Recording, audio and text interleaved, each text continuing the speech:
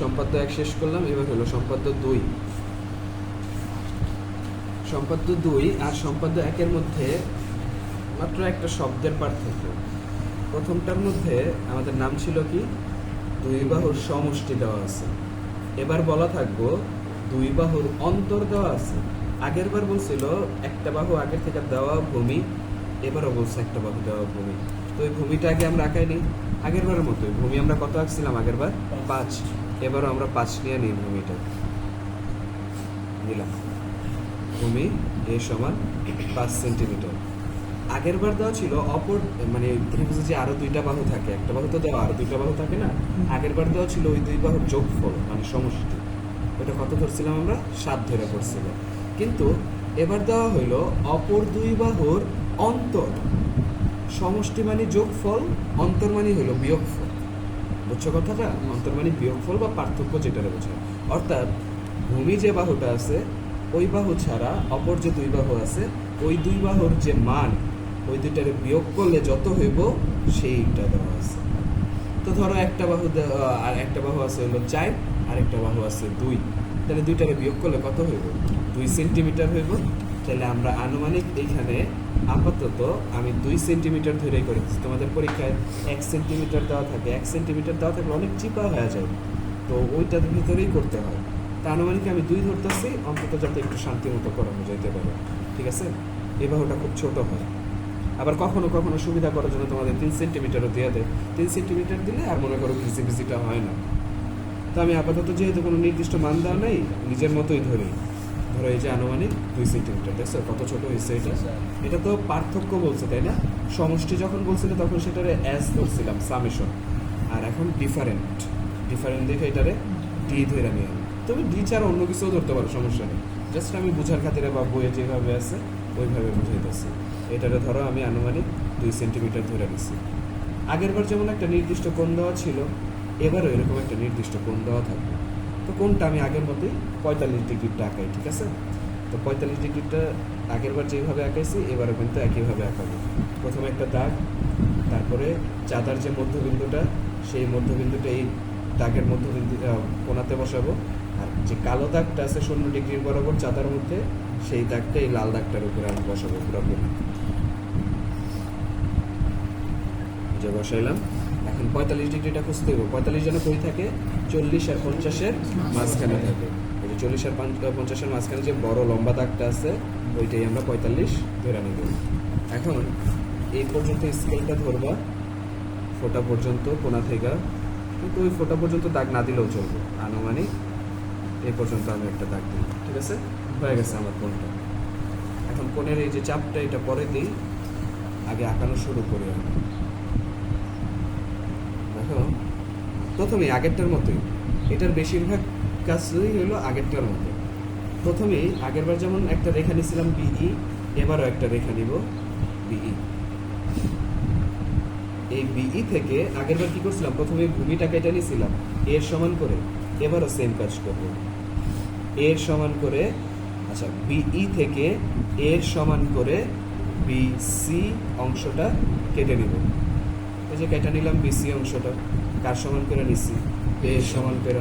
আচ্ছা, এরপর আমাদের যে কোণটা আছে সেই কোণটাতে এখানে আঁকাইছিলাম, ওই যে বি বিন্দুতে কোণ এক্স এর সমান করে কোণ সিবিএফ অঙ্কন করি, এখানে হচ্ছে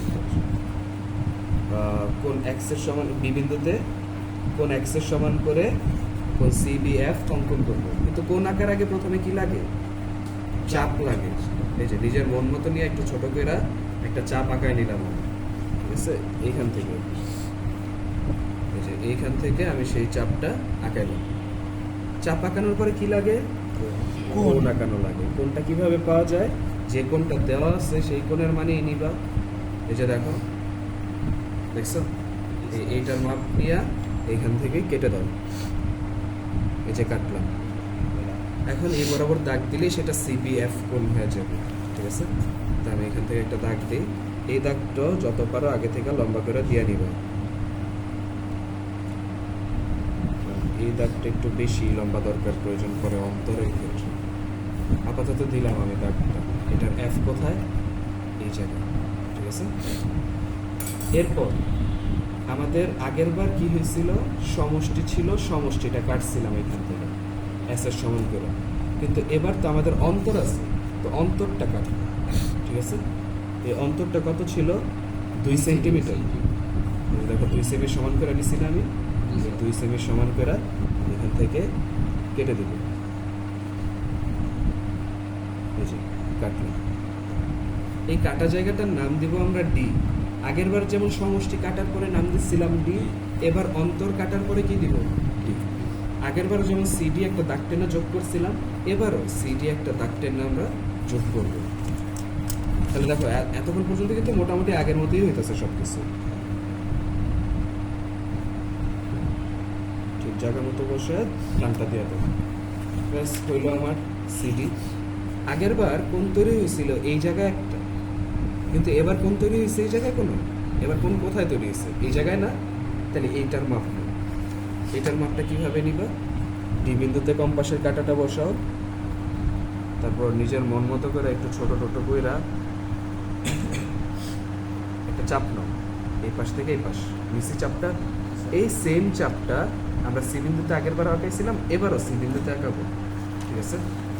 সি বিন্দুতে এবার যখন আঁকাবো তখন এই দাগের সাথে করে আঁকাবো, এই যে দেখছো চাপটা আঁকানো হয়ে গেছে। কোন মাপে দেখে নাও, এই যে এই মাপে, এটা চাপ নেওয়া হয়েছে। তারপর কি লাগবে, কোণ। কোনটা এই যে এই মাথা থেকে পাওয়া যাবে, তাই না, কোন স্ক্রিন, এই যে এটা, ঠিক আছে। এবার এইখান থেকে দেখছো কোথায় বসাইছি, অনেকে ভুলে যায় যে কোথায় বসাইতে হবে, এই যে দেখো কোথায় বসাইতে হবে। তো এইখান থেকে একটা দাগ দেবো, মানে চাপ কাটা, চাপটারে কাটা হয়ে গেল। তো এখানে একটা ছেদবিন্দু পাওয়া গেল, এই ছেদবিন্দুটা দিয়া যখন একটা দাগ আঁকাবো দেখবে এইটারে এক জায়গায় ছেদ করবে। বা চিত্রটা ভালো হয়েছে, অত বড় লাগেও না।